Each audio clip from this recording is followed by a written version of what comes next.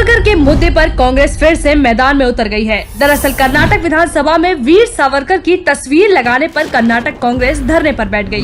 कांग्रेस स्वतंत्र सेनानी वीर सावरकर की विचारधारा से शुरू से नफरत करती आई है, लेकिन टीपू सुल्तान पर प्यार और मोहब्बत लुटाती रहती है। आज जिस कांग्रेस को सावरकर की विधानसभा में तस्वीर से दिक्कत है, उस कांग्रेस को टीपू सुल्तान की जयंती सचिवालय में मनाने से कोई दिक्कत नहीं होती थी। क्या टीपू सुल्तान और वीर सावरकर के बीच कोई तुलना हो सकती है? एक वो नायक जिसने देश के लिए अपनी जवानी दे दी, वहीं दूसरी ओर टीपू सुल्तान जो हिंदू विरोधी था और मंदिरों को तोड़ने वाला वहशी दरिंदा था। कौन था टीपू सुल्तान? देश में दरबारी और कांग्रेसी इतिहासकारों ने टीपू सुल्तान को देशभक्त और सेक्युलर शासक के तौर पर पेश किया, लेकिन टीपू सेक्युलर नहीं, असहिष्णु, धर्मांतरण में लिप्त और अत्याचारी शासक था। उसे दक्षिण का औरंगजेब कहना गलत नहीं होगा। उसने हिंदू और ईसाइयों पर बेहद जुल्म ढाए, लाखों लोगों का जबरन धर्मांतरण किया, हजारों मंदिर तोड़े।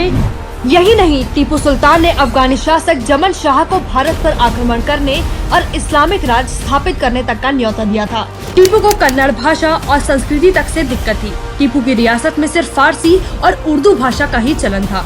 उसने कर्नाटक के कई शहरों के नाम भी बदले, जिसमें मैंगलोर का नाम जलालाबाद, कोझिकोड का नाम इस्लामाबाद, कुर्ग का नाम जाफराबाद, मैसूर का नजाराबाद और ब्राह्मणपुरी का नाम बदलकर सुल्तानपेट कर दिया था। कौन थे वीर सावरकर? देश में आजादी की लड़ाई का जब जब जिक्र होगा, वीर सावरकर का नाम बहुत ही सम्मान से लिया जाएगा। वीर सावरकर दुनिया के पहले और इकलौते क्रांतिकारी थे जिन्हें 2 बार आजीवन कारावास की सजा मिली और जिसे कठिन परिस्थितियों में पूरा कर फिर से देश सेवा में लग गए। यही नहीं, वीर सावरकर को सजा भी काला पानी की दी गई थी, जिसे सोचने मात्र से कांग्रेसियों की रूह कांप जाए।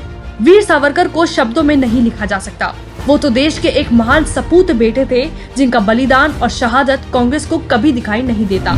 लेकिन कांग्रेसी टीपू सुल्तान के एंटी हिंदू और एंटी इंडिया होने के बाद भी उसकी जयंती सरकारी तौर पर मनाती है, लेकिन कांग्रेस को वीर सावरकर से दिक्कत है। यही नहीं, जो कांग्रेस वीर सावरकर की तस्वीर तक बर्दाश्त नहीं कर पा रही, वही कर्नाटक कांग्रेस टीपू का 100 फीट ऊंचा स्टैचू बनाना चाहती है। यही नहीं, 2012 में केंद्र की कांग्रेस सरकार में अल्पसंख्यक मंत्री रहे के रहमान खान श्रीनगर में बन रही यूनिवर्सिटी का नाम क्रूर शासक टीपू सुल्तान पर रखना चाहते थे। इतिहास की किताबों में टीपू को महान बताने वाले कभी ये नहीं बताएंगे कि टीपू की तलवार पर लिखा हुआ था, मेरी विजयी तलवार काफिरों के विनाश के लिए चमक रही है। वहीं बीजेपी वीर सावरकर जैसे महान क्रांतिकारी के सम्मान में कर्नाटक विधानसभा में तस्वीर लगाती है, तो कांग्रेस को इससे भी दिक्कत हो रही है और धरना प्रदर्शन कर अपनी ओछी मानसिकता का परिचय दे रही है। इसलिए देश की जनता को कांग्रेस से ये सवाल जरूर पूछना चाहिए कि कांग्रेस के लिए हिंदुओं का जबरदस्ती धर्मांतर करने वाला, उन पर अत्याचार करने वाला पूजनीय कैसे हो सकता है? वीर सावरकर का अपमान करना और टीपू सुल्तान के गुणगान करना, क्या ये तुष्टीकरण नहीं है? देश के लिए जान देने वाले वीरों का अपमान करना कब बंद करेगी कांग्रेस? तो और कितना सबूत चाहिए कि कांग्रेस तुष्टीकरण और एक समुदाय विशेष को खुश करने के लिए देश के वीरों तक का अपमान करने से भी नहीं चूक रही।